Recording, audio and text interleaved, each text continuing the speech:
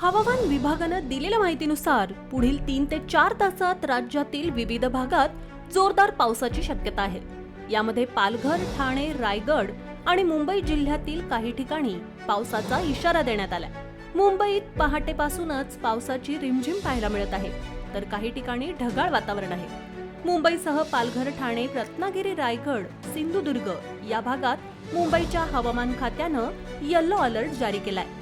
विदर्भातही आज पावसाचा येलो अलर्ट देण्यात आला आहे. राज्यात सध्या काही ठिकाणी पावसाचा जोर कमी झाला आहे. ज्या शेतकरी बांधवांनी पेरणी योग्य पाऊस झालेला नसतानाही पेरणीचा निर्णय घेतला होता, त्यांचा जीव आता टांगणीला लागलाय. दरम्यान ज्या भागात चांगला पाऊस झाला आहे त्या भागात शेती कामांना वेग आला आहे. शेतकरी खरीपाच्या पेरणीच्या तयारीत आहेत, तर काही ठिकाणी शेतकऱ्यांनी पेरणीला सुरुवात देखील केली आहे. दरम्यान अनेक भागात चांगला पाऊस झाला नाही, त्या भागातील शेतकरी चांगल्या पावसाच्या प्रतीक्षेत आहेत. दरम्यान जोपर्यंत चांगला पाऊस होत नाही तोपर्यंत शेतकऱ्यांनी पेरणी करू नये असं आवाहन कृषी विभागाच्या वतीनं देण्यात आलंय.